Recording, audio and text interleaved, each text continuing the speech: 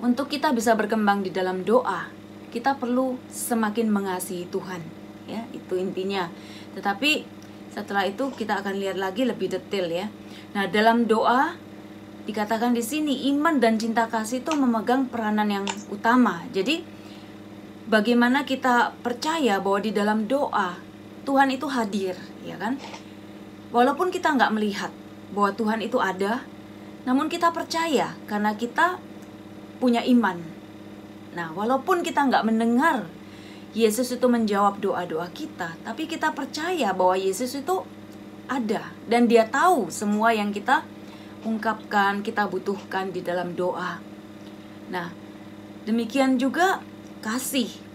Kalau nggak ada kasih, kita nggak datang kepada Tuhan dengan suatu sikap untuk mengasihi, untuk mencintai Dia, untuk membiarkan diri kita dikasihi, maka sebenarnya itu bukan merupakan suatu doa yang sejati, ya. Jadi doa yang sejati sungguh-sungguh membutuhkan suatu sikap hati yang mengasihi Tuhan. Sikap hati yang mengasihi Tuhan. Makanya dikatakan, ya, kalau engkau mengasihi Tuhan, ya sebenarnya minta apa saja kamu juga sudah terima, begitu, ya. Jadi kasih ini adalah syarat yang sangat utama untuk kita bisa mengalami hidup doa yang sejati. Memang doa ini perlu perjuangan. Saya tahu kita semua ini adalah orang yang sibuk, ya kan? Tidak ada orang yang sebenarnya nganggur. 24 jam sehari sepertinya kurang. Tetapi jangan sampai kita melupakan hal yang paling mendasar, yaitu doa. Karena apa?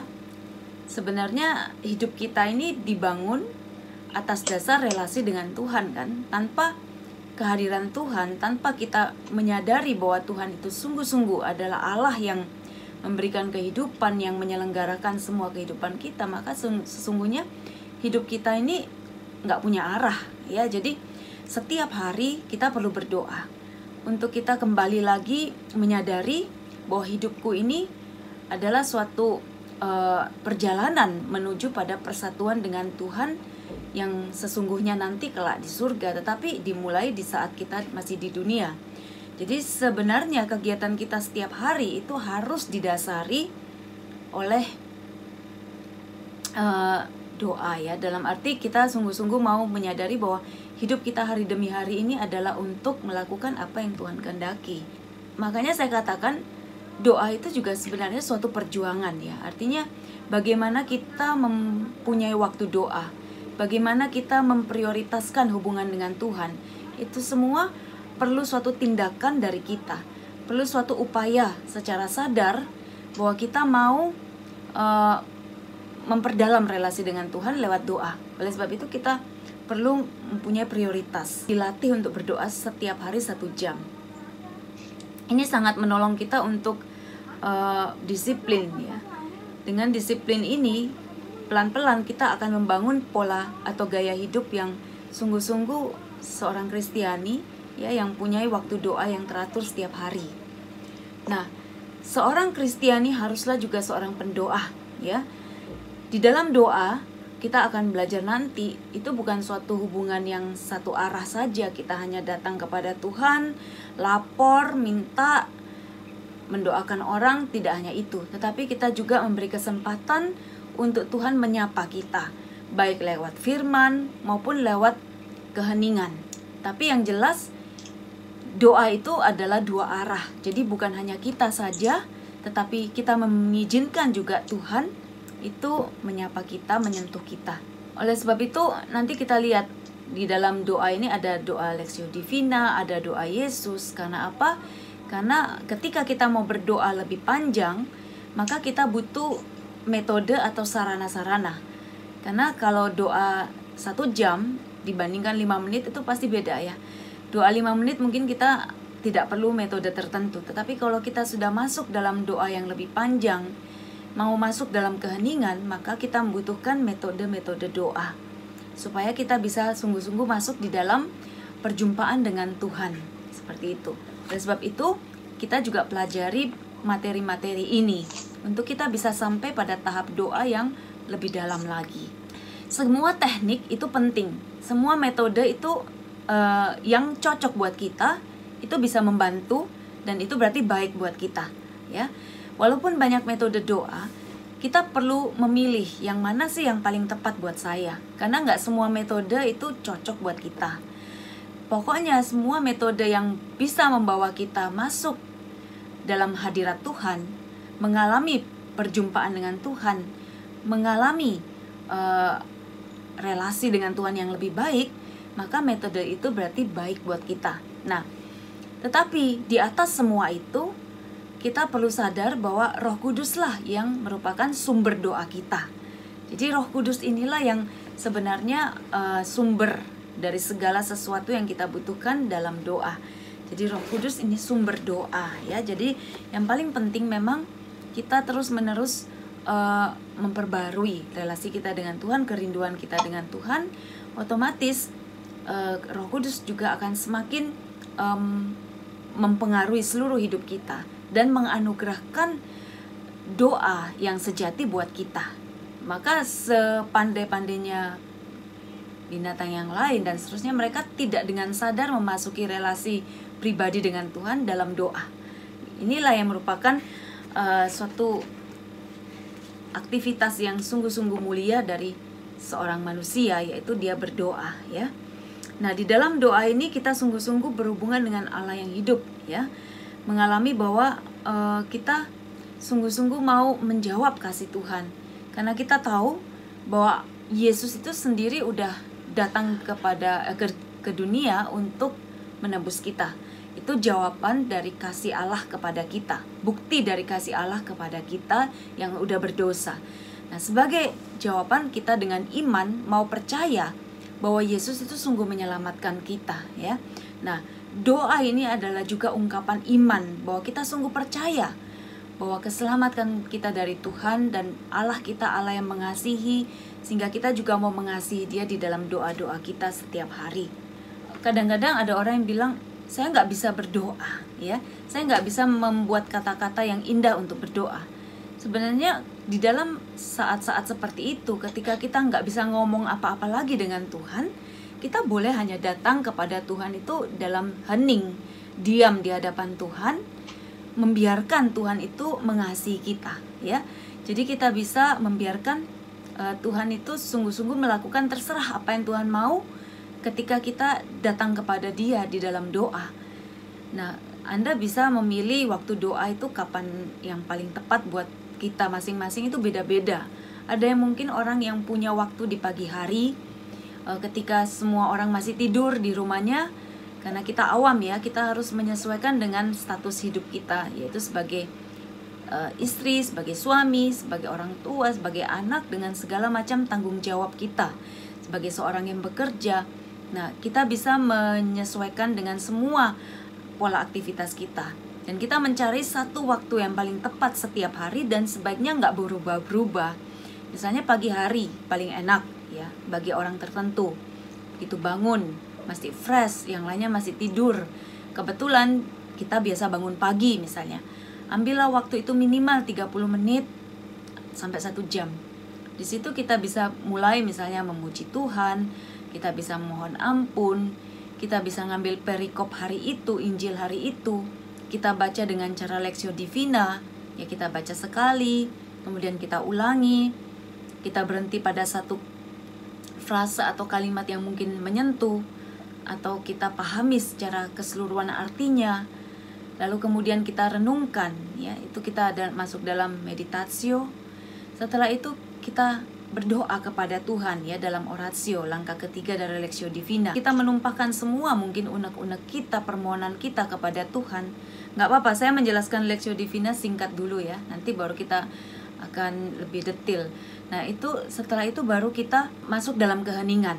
Nah, di dalam keheningan ini kita membiarkan Tuhan itu juga menyatakan apa yang merupakan kehendaknya kepada kita, ya. Jadi kita bisa mengambil waktu, ya, 1 jam itu sebenarnya nggak panjang kalau kita memasukkan juga semua doa-doa permohonan termasuk Lectio Divina dan diakhiri dengan suatu keheningan, ya. Kalau Tuhan, pada waktu Tuhan kita akan diajak, diantar, ditarik masuk di dalam kontemplasi, yaitu keheningan yang lebih dalam lagi.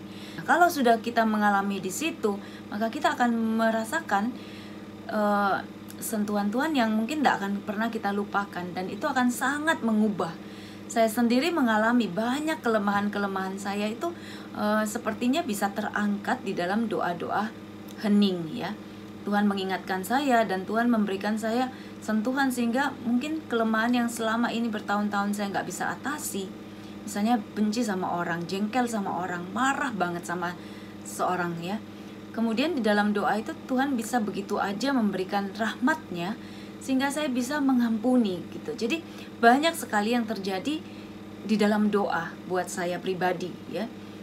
Saya mengalami bisa ngampunin ya papa saya. Saya juga bisa teringat pada seorang yang sangat membutuhkan doa karena saya diingatkan Tuhan waktu dia sedang menangis dan seterusnya, dan saya mendoakan. Jadi di dalam doa itu bisa terjadi apa saja ya kalau kita membiarkan Roh Kudus itu memimpin kita di dalam doa.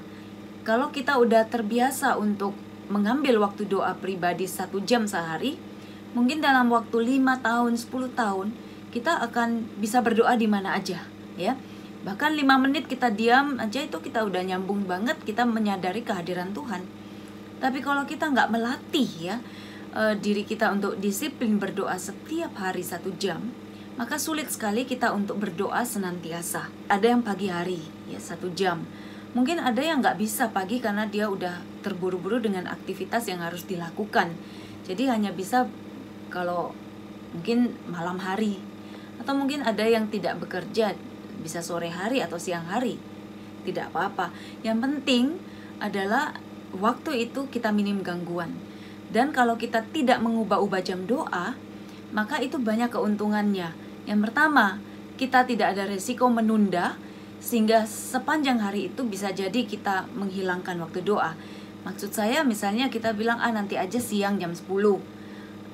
Tiba-tiba jam 10 ada orang ke rumah ya, akhirnya kita nggak bisa berdoa.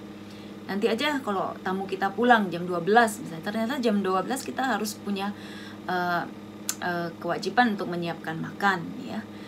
Atau kita perlu makan bersama teman, bersama keluarga. Udah sore waktunya mungkin ada yang mengajak kita olahraga, atau anak kita atau suami kita mengajak pergi dan lain sebagainya. Akhirnya malam ternyata udah lelah sekali. Akhirnya sepanjang satu hari itu kita tidak lagi berdoa. Nah, kalau kita sudah menetapkan satu waktu doa tertentu, maka di situ kita mau tidak mau akan disiplin gitu. Kita akan berusaha untuk memenuhi jam itu, dan akhirnya kita bisa membangun kebiasaan berdoa itu tiap hari. Orang lain pun, keluarga kita, teman kita, itu tahu, oh jam segini jam doanya. Jadi kita nggak akan dihubungin misalnya, seperti itu. Sekarang kita lihat unsur-unsur apa sih yang ada di dalam doa ya. Jadi kalau kita lihat di sini, dalam hidup kita sehari-hari, maka Roh Kudus itu sebenarnya ingin mengambil peran lebih banyak dalam hidup kita. Namun seringkali kita tidak membiarkan ya. Jadi kita seringkali hanya pakai pikiran kita, rencana yang sudah kita susun, kita harus berjalan sesuai dengan konsep kita, gagasan kita, ide kita. Nah, kita yang sudah mengalami pembaharuan hidup dalam Roh Kudus, kita perlu juga lebih peka pada bimbingan Roh Kudus. Ya, kadang-kadang semakin tinggi, semakin dalam relasi kita dengan Tuhan, maka kita perlu juga semakin membiarkan Roh Kudus itu membimbing kita.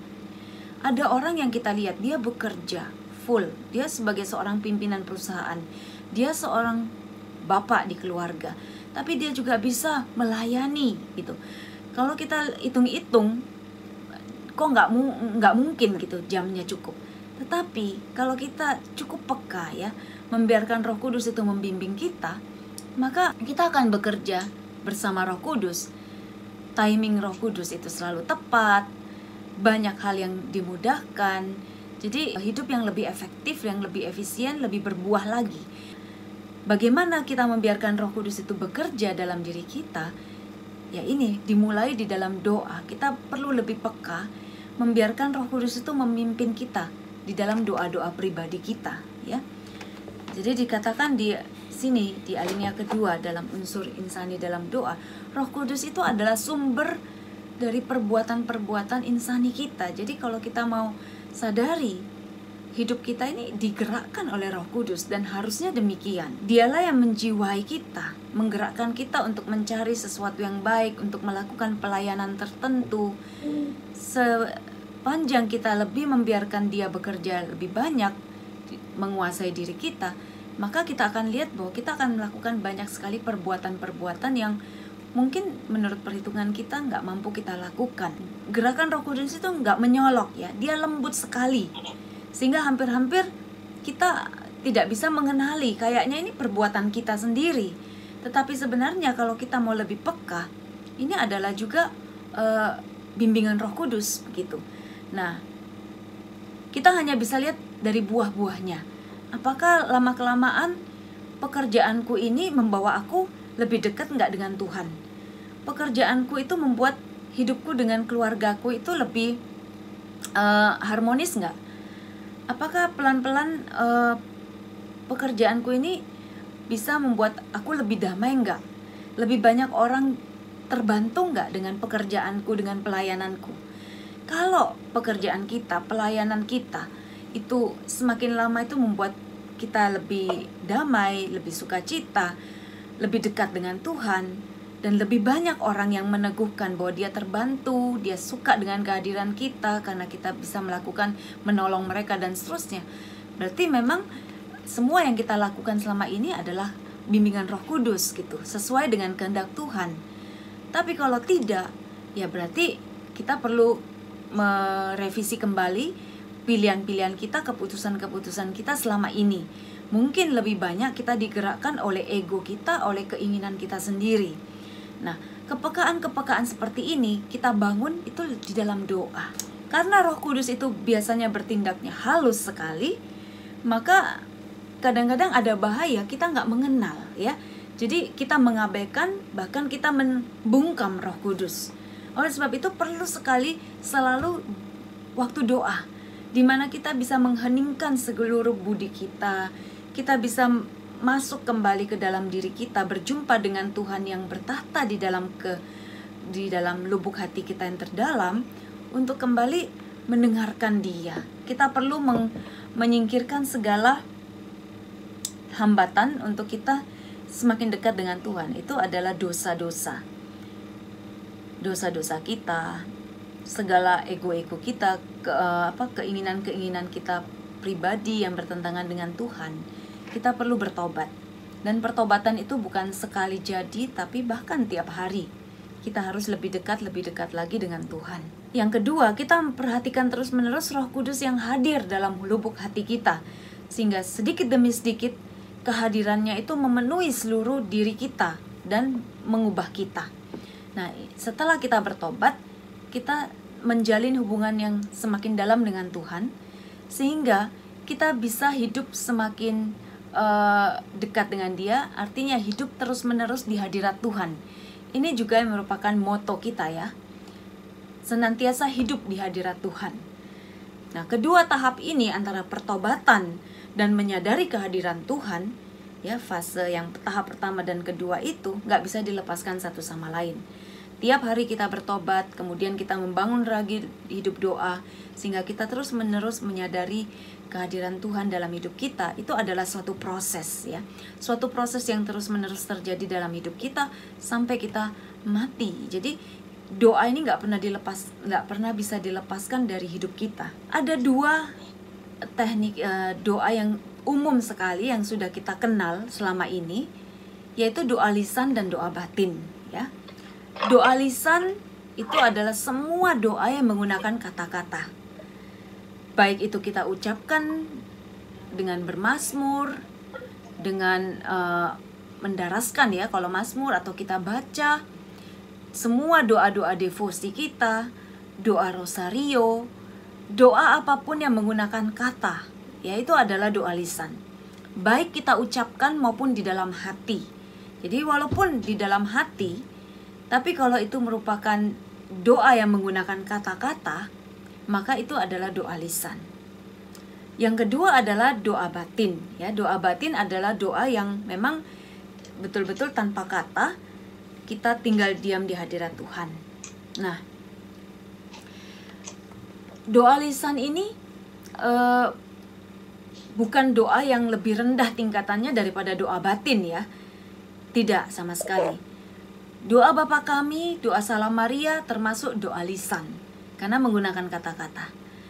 Doa Rosario.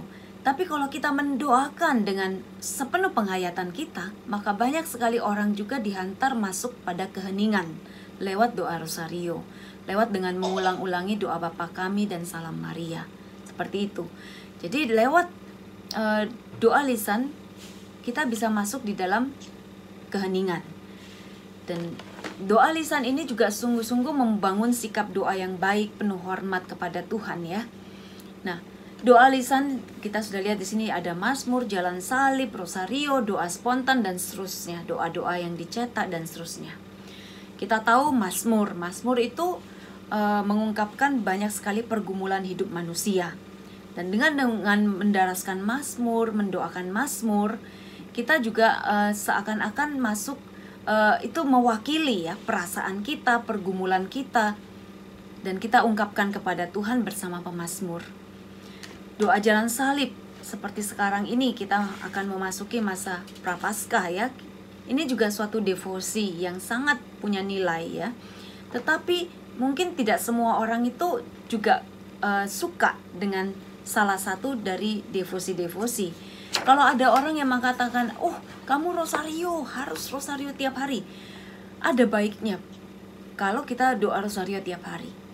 Tapi kalau misalnya Anda lebih suka doa hening, tinggal di hadirat Tuhan, atau misalnya adorasi tanpa mengucapkan kata satu pun, tapi kita hanya datang kepada Tuhan, itu bukan berarti harus menghilangkan doa hening atau adorasi lalu kita hanya berdoa Rosario. Tidak seperti itu, ya. Jadi yang mana yang sungguh-sungguh mengantar kita pada hadirat Tuhan, berarti itu adalah metode yang boleh kita jalankan terus, karena itu berarti sesuai dengan panggilan Tuhan sendiri juga buat kita, mungkin sesuai juga dengan karakter kita. Jadi tidak kalau seseorang mengatakan doa ini loh yang paling bagus, belum tentu itu yang paling cocok buat kita. Seperti itu. Misalnya kita udah baca kitab suci, terus kita ditarik masuk dalam keheningan sampai 45 menit.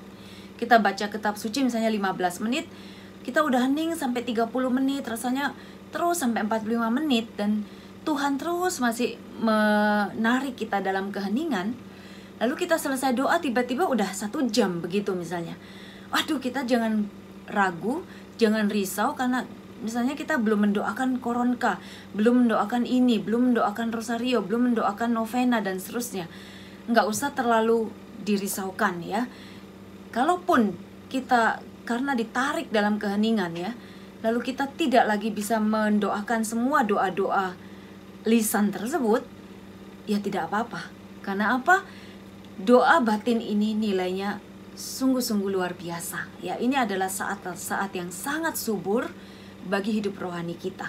Tetapi bisa juga kalau kita sudah lebih minim doa dengan akal budi, kita bisa lebih dengan sadar saja mendoakan Bapa Kami dan Salam Maria itu berulang-ulang tanpa merenungkan peristiwa-peristiwanya, ya. Tujuannya apa? Adalah supaya kita bisa sungguh-sungguh masuk dalam persatuan dengan Tuhan, ya. Masuk dalam doa yang lebih mendalam lagi dengan Tuhan. Jadi lewat mendoakan doa Bapa Kami, Salam Maria, itu kata per kata dengan pelan-pelan, kita akan dibantu untuk fokus, ya, pada kehadiran Tuhan di dalam jiwa kita, sehingga kita bisa berjumpa dengan Dia di dalam hati kita yang paling dalam. Karena pengulangan doa yang berirama itu sedikit demi sedikit timbul keheningan. Nah, ini yang kita mau capai, keheningan dalam batin, di mana kita berjumpa dengan Tuhan sendiri, ya. Sehingga kita bisa masuk di dalam kontemplasi. Dalam keheningan inilah Roh Kudus itu mencurahkan rahmat-Nya dengan lebih leluasa, tidak dihalangi dengan pikiran kita, dengan segala aktivitas budi yang lain, ya. Nah, jadi dengan perantaraan doa Rosario ini, banyak orang-orang yang dibawa masuk juga dalam suatu doa pribadi yang mendalam. Seperti itu ya. Ada juga doa spontan, ini kita udah tahu ya, seperti itu. Nah, sekarang yang kedua kita lihat itu doa batin. Doa batin ini memang tujuan kita selanjutnya, yaitu bahwa kalau kita sungguh ingin berkembang dalam hidup rohani, dalam hidup doa, dalam hubungan yang lebih mesra dengan Allah, maka kita harus menjalankan doa batin. Dalam hidup doa, perkembangan kita itu nanti semakin doa yang semakin sederhana. Makanya doa batin dikatakan tadi itu doa hening, itu doa yang sangat sederhana kan. Kita udah tinggal diam aja di hadirat Tuhan. Tapi kita harus hati-hati juga. Kadang-kadang ada orang yang belum ditarik oleh Tuhan sendiri pada keheningan, tapi dia diam, tapi diamnya kosong. Nah, diam yang kosong ini belum merupakan suatu doa yang sungguh-sungguh subur ya. Belum membantu kita masuk dalam hadirat Tuhan. Jadi kita perlu membedakan antara hening yang kosong atau hening di hadirat Allah. Masih hening karena kita pengen, bukan karena Tuhan sendiri yang menarik kita, maka sebaiknya kita melatih diri dulu dengan meditasi, Lectio Divina, Rosario, dan doa-doa yang lain, doa Yesus ya. Supaya kita menyiapkan hati kita, buti kita untuk ketika Tuhan mau menarik kita masuk dalam keheningan, kita udah lebih siap. Jadi kita harus menunggu kapan waktunya Tuhan itu menarik kita masuk dalam keheningan. Jadi kalau keheningan itu nggak bisa kita paksa-paksain ya. Kita nggak bisa memaksakan diri, aku mau hening, mau diem aja. Kita di dalam doa mengasihi Tuhan, walaupun kayaknya diem. Diam itu bukan pemborosan waktu ya.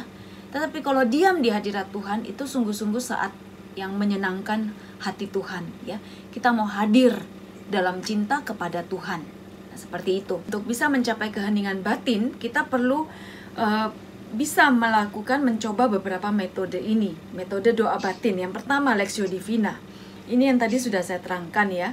Ada 4 langkah, yaitu Lectio, pembacaan. Pilih perikop 1 aja. Perikop Injil hari itu boleh. Atau kita mau baca misalnya Matius dari bab 1 sampai selesai, 1 hari 1 perikop misalnya, atau 2 perikop, terserah. Yang penting bukan seberapa banyak kita bisa menyelesaikan bacaan, tetapi apakah bacaan itu sungguh berbicara buat kita. Nah, kalau kita udah merasakan ada yang Tuhan mau sampaikan lewat Injil hari itu atau lewat perikop hari itu ya, hendaklah kita berhenti sejenak di situ. Kemudian kita bisa membawa dalam meditasi ya. Kita coba bayangkan apa yang situasi saat itu Yesus sedang berbicara pada para murid. Mungkin kita bisa membayangkan kita juga hadir dalam situasi itu. Itu masih meditasi diskursif ya. Kita menggunakan akal budi. Lalu kita bisa membawanya di dalam doa. Mungkin kita merasa lewat ayat itu kita ditegur untuk mungkin mengoreksi suatu sikap kita. Atau kita diteguhkan, kita diingatkan untuk berdoa, untuk apa, untuk orang lain. Lakukanlah itu, kita sampaikan kepada Tuhan dalam doa. Setelah itu kita tinggallah diam di hadirat Tuhan. Itu yang disebut kontemplasi. Kita kan udah nyampaikan doa-doa kita. Kemudian giliran Tuhan yang akan menyampaikan apa yang Dia inginkan di dalam hati kita yang paling dalam, ya. Nah, di sini kontemplare artinya kita memandang Allah dengan sikap penuh iman. Kita percaya bahwa Tuhan itu hadir bersama kita saat itu dengan penuh hormat dan kekaguman. Itu Lectio Divina. Yang kedua itu doa nama. Doa nama itu merupakan doa yang sederhana, ya. Mampu membuat kita masuk dalam kedalaman yang besar, ya, dalam hati kita. Nah, di kalangan Kristen itu yang paling populer itu doa Yesus, ya. Walaupun di dalam Buddhisme, Hinduisme, dan Islam juga ada doa pengulangan seperti ini. Nah, di dalam Katolik kita kenal doa Yesus. Nah, doa Yesus ini memang dipopuler awalnya di gereja Timur, tapi sekarang ini sangat luas dipakai di dalam gereja Katolik di sini juga, ya. Intinya apa? Kita menyerukan nama Yesus. Karena apa? Kita percaya ketika nama Yesus diserukan, itu di situ Yesus sendiri hadir untuk kita, ya. Dikatakan juga kalau kita menyerukan nama Yesus, maka kita juga diselamatkan, ya kan? Nah, ini awalnya memang dari Injil, di mana ketika si pemungut cukai itu juga mengatakan, ya Allah, kasihanilah aku orang berdosa. Ya, kita juga mau datang kepada Tuhan dengan menyerukan nama Yesus, ya, dan menyadari bahwa kita ini orang yang berdosa. Atau seperti orang buta di Yeriko yang dia mengatakan, Tuhan Yesus Putra Allah, kasihanilah aku orang berdosa ini, ya. Kalau kita udah milih satu rumusan, hendaknya kita jangan mengubah-ubah. Setiap hari ini kita pakai yang rumusan Tuhan Yesus Kristus, kasihanilah aku. Kita ulangin 1 jam misalnya, atau setengah jam. Lalu besok kita mau Tuhan Yesus Kristus, Putra Allah yang hidup, kasihanilah aku orang yang berdosa ini. Kita ulangin terus 15 menit. Setelah itu kita ganti lagi, ya Allah, kasihanilah aku orang yang berdosa ini, dan seterusnya. Hendaknya kita jangan mengubah-ubah rumusan, ya. Jadi intinya apa? Supaya lewat pengulangan, ya, kita bisa fokus, bisa masuk dalam keheningan. Kalau ini terlalu panjang, kita bisa cukup memilih Tuhan Yesus, kasihanilah aku, atau Tuhan Yesus, ya. Atau bahkan kita hanya menyerukan Yesus, Yesus, Yesus, seperti itu, ya. Bisa juga. Jadi kita bisa memilih yang mana yang paling cocok buat kita. Nah, biasanya Yesus ini juga bisa diserukan sesuai ritme nafas kita. Kita sebutkan Ye pada saat kita menarik nafas, Sus pada saat kita mengeluarkan nafas, seperti itu, ya. Nah, kita mengulangi terus seperti itu. Nah, kalau kita udah terus rutin mendoakan doa Yesus, biasanya kita tinggal hanya menyadari Yesus itu terus-menerus hadir dalam diri kita. Kita mungkin tidak lagi sesuai nafas kita, Yesus tidak lagi, tapi kita sudah terus-menerus ada di dalam hadirat Tuhan, ya. Tujuan kita ini bukan lain selain daripada mencintai Tuhan, ya. Menyerukan nama Yesus dengan penuh kasih, seperti itu. Inilah persembahan kita, persembahan waktu kita, persembahan hidup kita, persembahan diri kita juga kepada Tuhan, ya, di dalam doa-doa yang seperti ini. Tidak mencari berkatnya, tidak mencari apa-apa, hanya hadir saja di hadapan Tuhan. Sebenarnya doa batin kan seperti itu. Nah, mungkin ada orang yang di tahap-tahap awal doanya, ketika doa itu dia banyak menangis misalnya. Dia banyak sekali mengalami sentuhan, dihibur oleh Tuhan. Dia mendapatkan penglihatan. Seperti melihat Yesus, seperti terang, melihat salib, dan lain-lain. Merasakan dirinya itu ada aliran panas, dingin, dan seterusnya di dalam doa. Semua itu bisa aja, dan kita boleh bersyukur, ya, atas semua yang Tuhan berikan di dalam doa sejauh itu otentik dari Tuhan. Tetapi kalau hiburan atau hiburan-hiburan, sentuhan-sentuhan itu suatu ketika ditarik oleh Tuhan, kita nggak mengalami apa-apa lagi di dalam doa. Kita mungkin nggak pernah nangis lagi dalam doa. Kita mungkin nggak pernah melihat apa-apa lagi dalam doa. Kita nggak merasakan sensasi apapun lagi dalam doa. Maka bisa jadi itu adalah doa yang semakin murni, ya. Tuhan mau menarik kita pada doa yang lebih dalam. Artinya Dia mau memurnikan kita. Kita berdoa bukan karena ingin menerima semua hiburan itu, bukan karena ingin mengalami semua itu, tapi kita berdoa hanya semata-mata untuk hadir di hadapan Tuhan, hanya untuk mencintai Dia. Ada atau tidak ada hiburan, ada atau tidak ada pengalaman-pengalaman rohani seperti itu, kita tetap mau datang dengan penuh iman kepada Tuhan, ya. Jadi ini adalah doa yang lebih murni lagi, ya. Makanya kadang-kadang orang yang baru mulai doa itu dia mengalami banyak hiburan, karena seperti anak kecil kadang-kadang butuh dikasih reward, ya, permen atau coklat untuk supaya dia mau rajin berdoa misalnya. Tetapi ketika orang sudah semakin dewasa, dia sudah melakukan itu semua dengan suatu kesadarannya sendiri, ya. Dan lebih daripada itu adalah untuk mencintai Tuhan. Atau bisa juga doa dalam bahasa roh. Kita yang udah menerima doa bahasa roh ini kan punya suatu karunia doa ya. Jadi bahasa roh itu merupakan suatu karunia dari Allah, di mana doa kita langsung dari roh kita nyambung kepada roh Allah tanpa melewati akal budi. Kadang-kadang orang mengatakan, saya nggak tahu mau ngomong apa. Nah, tetapi dengan bahasa roh ini, roh kita ini udah berdoa. Kadang-kadang kita banyak sekali unek-unek ya, banyak sekali perasaan yang tidak bisa diungkapkan lagi dengan kata-kata. Baik itu perasaan kagum kepada Tuhan, cinta yang begitu besar kepada Tuhan, atau mungkin kesedihan yang begitu dalam karena suatu peristiwa, sehingga kita nggak bisa lagi mengungkapkan dengan kata-kata. Nah, bahasa roh ini adalah Roh Kudus sendiri yang membantu kita untuk berdoa kepada Tuhan. Jadi, roh Allah yang ada dalam diri kita ini menolong kita untuk berdoa. Nah, bahasa roh ini sebenarnya sejak Bapak Gereja itu udah ada ya.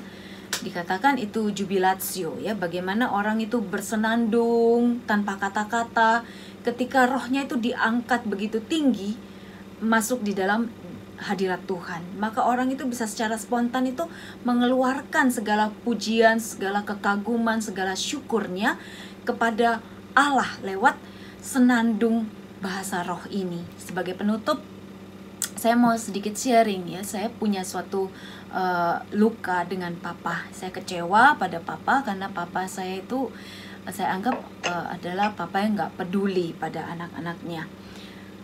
Tapi saya pendam begitu aja. Dan hubungan saya dengan papa, saya baik-baik aja sama papa ya. Tetapi saya nggak dekat. Dan juga sampai akhir hidupnya papa, saya mendoakan papa ya. Walaupun saya berjuang begitu, tidak bisa keluar begitu saja dari hati saya. Nah, di dalam doa itu saya terbiasa doa tiap hari 1 jam setelah misa pagi. Jadi misa harian, kemudian saya tambung doa 1 jam sekarang. Walaupun dulu memang beda ya, saya biasanya misa pagi kan setengah jam karena dekat rumah ya. 5 menit pergi, 5 menit sudah nyampe rumah. Kemudian nanti setelah anak-anak saya sekolah, ini waktu anak-anak masih kecil ya, suami saya kerja, saya punya waktu yang leluasa di rumah, saya pakai untuk doa pribadi 1 jam sampai 1 jam setengah, 2 jam kadang-kadang. Nah, tapi sekarang beda karena anak-anak saya semua udah besar, saya bisa menyambung misa langsung doa pribadi 1 jam. Nah, ini saya ceritakan beberapa tahun lalu ketika saya doa pribadi, kemudian saya hening. Dalam keheningan tiba-tiba muncul semua perasaan kecewa kepada papa ya. Kemudian saya ingat kembali bagaimana peristiwa-peristiwa papa itu mengabaikan saya. Papa itu lebih pentingin mobilnya daripada misalnya mobilnya itu nganter saya les, kursus dan lain sebagainya. Kemudian bagaimana sikapnya pada mama saya dan seterusnya. Kekecewaan, sakit hati, marah itu muncul. Nah, pada waktu itu saya benar-benar merasakan, tapi kemudian saya menyerahkan itu kepada Yesus ya. Dan ketika saya menyerahkan semua perasaan-perasaan itu, saya mengakui bahwa saya marah pada papa, saya benci. Karena mungkin selama ini saya takut berdosa ya. Kalau saya pikir kalau saya benci papa, saya marah, itu kan nggak pantas gitu. Tapi kemudian pada waktu dalam doa itu semua itu bisa muncul ya. Dan saya akui, saya nangis. Tapi pada saat itu setelah saya mengeluarkan semua emosi-emosi itu, Tuhan juga mencurahkan pada saya suatu kelegaan yang luar biasa. Ya, saya diberi kekuatan untuk mengampuni. Saya tahu saya kemudian bisa diberi suatu penerangan, hikmat bahwa papa mungkin selama ini juga tidak mengalami kasih dari orang tua ya, sehingga dia juga sulit untuk bisa mengasihi ya anak-anaknya. Dan saya sendiri sudah mengalami terlebih dulu kasih Allah yang luar biasa. Nah, oleh sebab itu saya juga akhirnya diberi kekuatan untuk mengasihi papa ya. Jadi memang di dalam doa pribadi itu saya banyak sekali juga disembuhkan.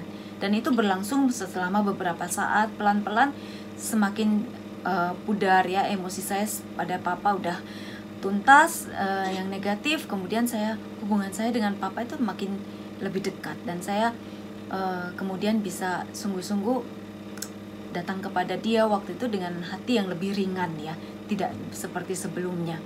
Jadi saya bersyukur bahwa lewat doa pribadi, doa hening ini, Tuhan banyak menolong saya, Tuhan banyak menyembuhkan saya. Ini yang saya katakan doa yang mengubah ya. Jadi pelan-pelan sikap-sikap kita yang negatif itu banyak yang diubah juga dalam doa. Makanya dikatakan Santo Yohanes Salib, inilah persatuan yang transforman. Kalau kita terus-menerus bersatu dengan Tuhan di dalam doa khususnya, maka kita pun akan semakin diilahikan. Banyak sifat-sifat kita yang mungkin selama ini masih sangat tidak sesuai dengan kehendak Tuhan ya, marah, iri dan lain sebagainya ya. Itu kalau kita rajin berdoa, maka itu pelan-pelan akan diubah seperti itu. Jadi seperti kayu dengan api ya. Kalau kayu itu terus-menerus didekatkan dengan api, maka sifat-sifat kayu ini pun akan berubah seperti sifat api. Kayunya akan menyala, kayunya akan panas ya, membara. Demikian juga kita. Kalau kita rajin doa, maka pelan-pelan sifat kita itu akan semakin dimurnikan, diilahikan.